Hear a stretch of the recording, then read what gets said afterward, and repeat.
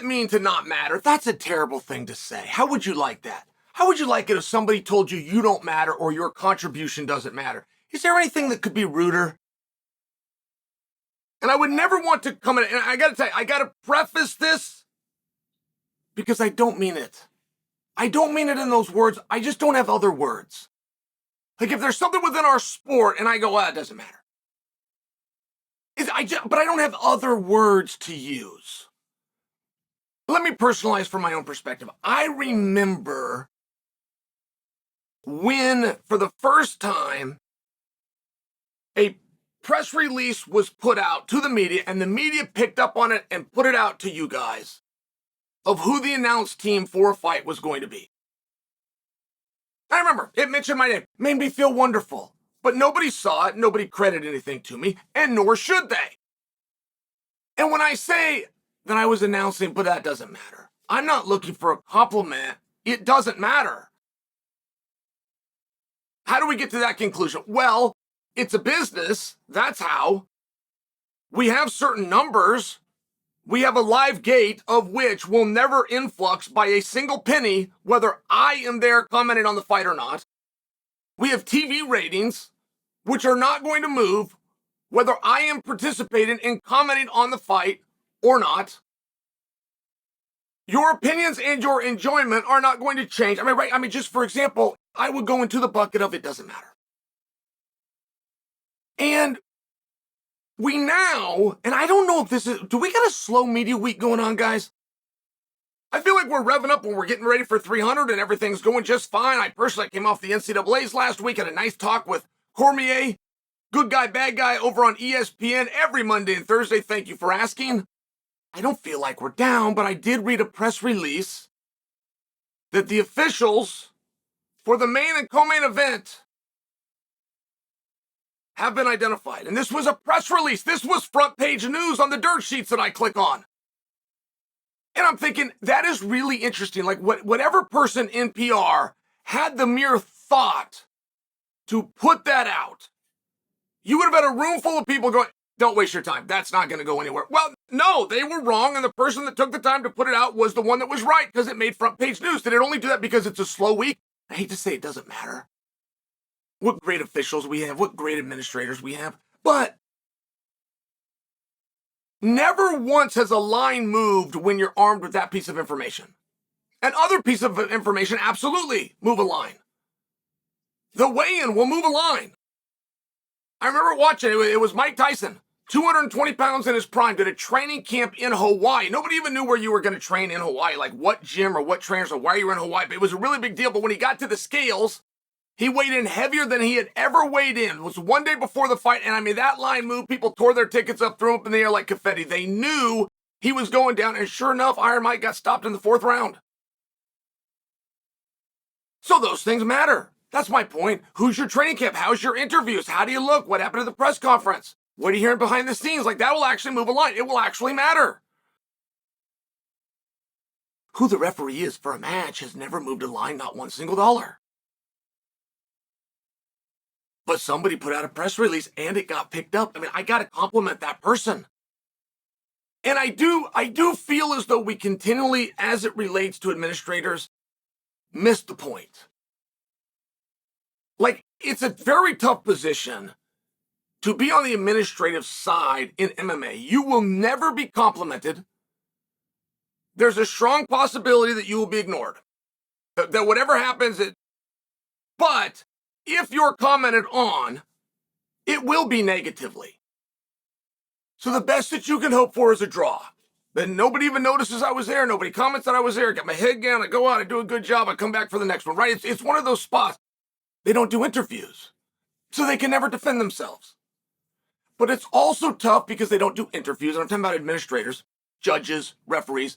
Because they don't defend themselves, we're also left a little bit to wonder. By example, how are these picked? I would find that very interesting, or at least to a degree. How were the referees picked? I saw who they are. Herb Dean got the honors. He's going to be doing the main event. But how did that get picked? How was that picked weeks in advance? Who was that picked by? Okay, great. The executive director at a commission hearing, and they pick. How do they pick it? Who is it down to? When Herb got the nod, who was it down to? Was it down to Herb and Mark Goddard? Was Mark not thrown in the mix at all? And it was, I mean, I'm just asking him, how do we get down to this? Did Herb ask for it? When he submits his name as an available referee that night, should they need one, does he say, and I want the main? And anybody else here that applies and says they're more suited to do the main, I want to face off. I want to jump on a conference call and I want to tell you why I should be doing it over that versus not work that way at all. If it doesn't work that way at all, I don't know why we need to establish it weeks in advance. I come from a wrestling background. I've refereed wrestling matches. I've even done championship matches. The day that I showed up and found out they didn't have enough referees, which is why I had to go into, I was there to coach, I have to now go into the refereeing side just so that the tournament could move.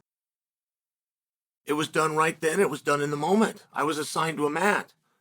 It was subsequent who I was going to be officiating. They then got assigned to mats at random by a bracket room. I don't know if you find that interesting or not, or if you even followed that. But what I'm sharing is I do think that would be a level of interest. How and why referees to a main event are established weeks in advance. It's not done like that in the NCAA, just for example. It's not done like that in the Olympic Games, just for example.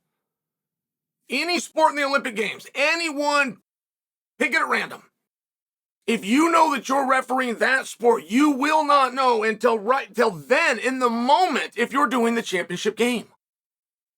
And I don't suggest for you that there's some kind of politicking behind the scenes that would be fascinating that's being kept from us. I'm just suggesting for you that I do think administrators miss that would be a bit compelling. When you say your best referees are the ones that get into the pool to be selected to do the main events in the world title fights, how are we determining who is the best referee? I think that you guys would think that was interesting. Do you make good calls more times than not? All right, great. What's your percentage? 95%? 95% of the time, this guy makes the right call. Okay, great. Says who? I just think that we would find that interesting. So as I'm reading this press release and I see that Herb Dean got the main event, I would be curious who else was on the card, who else was eligible.